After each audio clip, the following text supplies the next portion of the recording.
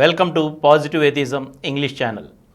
Today, in our program, I am going to continue the third part of Ethics and Eradication of Superstitions written by Dr. Narendra Dabholkar. Abiding by values needs a conducive social structure. The evolution of a social structure based on moral values is very closely related to the demands of the prevailing social atmosphere, which is a fact one should always bear in mind. In Saranjam Shahi period, landlords held big chunks of land. They had slaves to till their land.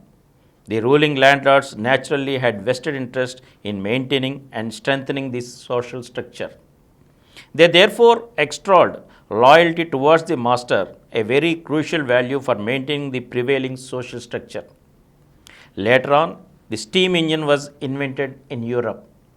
That gave rise to the Industrial Revolution and the age of capitalism commenced. Workshops and factories needed more labor, but labor was occupied with agriculture. So, individual freedom began to be extolled as a great value. The value, loyalty to the master, bound the labor generation after generation to the landlord, while the value of individual freedom freed him from this binding and offered an opportunity to prove his capability.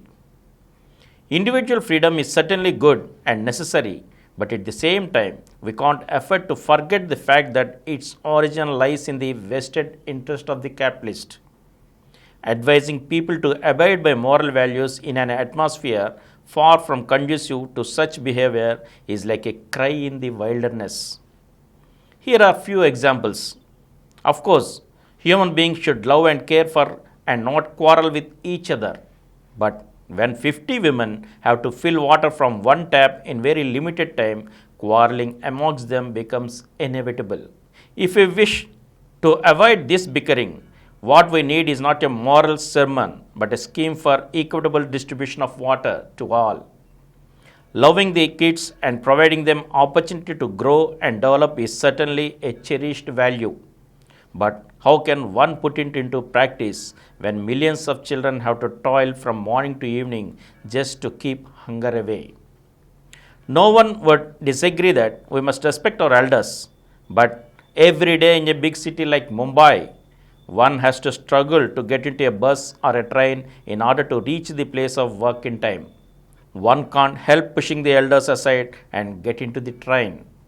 It is not the lack of respect for the elders, but it is the unavailability of a reliable, affordable, and adequate transport system that comes into the way of practicing this value.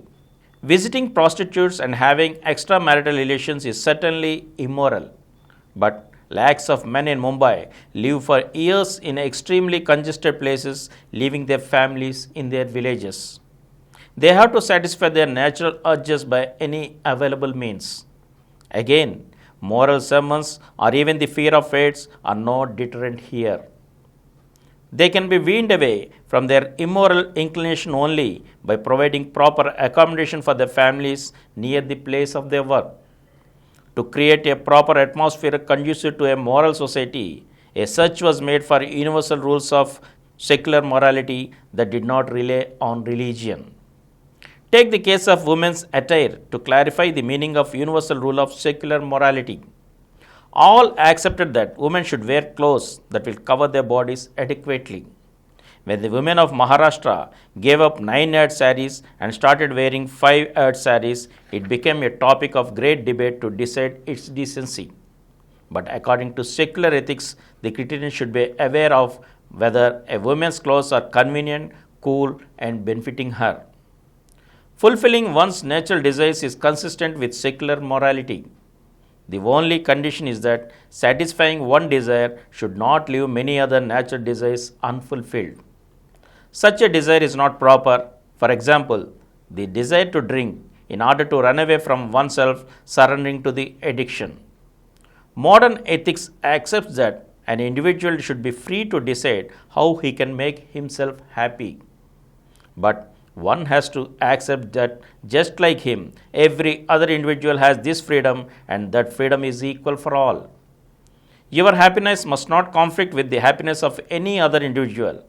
In short, do unto others you would have others do unto you is the basis of modern ethics. So, examining those thoughts and institutions that obstruct the well-being of the society becomes an indispensable part of modern secular morality. Religion is not necessary to understand what is moral behavior according to secular ethics. Man's common sense and his rationality are enough to tell him what is good, what is proper, and what behavior is becoming of a human being. Man's conduct on the basis of his own reasonings brings him dignity as a human being. Man's own decision to be moral is much superior and therefore preferable to his being moral out of fear of God or because of the bribe of securing a place in heaven offered by religion. The act of taking a decision too is the manifestation of individual freedom. Secondly, if his morality depends on the fear of God, it will be in the same proportion as the fear he feels. In morality based on reason, moral behavior does not occur out of fear but out of man's inner conviction. Another point that needs to be considered is that man is a social animal. Living in a society, he has to be moral. If he is not surrounded by other human beings or is alone on an island, he would not be bothered by any moral questions. But man is born, lives, and grows in society. Values like affection, parental love, helping others, empathy, etc. are indispensable to him. They are almost preconditions of his existence. Manifestation of these values is part of his biological drives because his very existence at human level depends on it. The cause-effect relation in the argument, if I want to be happy, then the society in which I live ought to be moral, and for the society to be moral, every individual who comprises society ought to be moral, can be easily understood and accepted by all. It does not need support of any mystical element or religious principle. And from this, I shall continue in the next episode again. Thank you. For more videos, please subscribe to our Positive Atheism English channel presented by Dr. Samaram Multi-Channel Network, which is nearby 20 crore views. Please like, subscribe and share our videos, and for notification of our new videos, please click the bell icon. Please download Samaram Multi-Channel app and watch your favorite channels from your mobile. App available on Google Play Store and subscribe to the channels.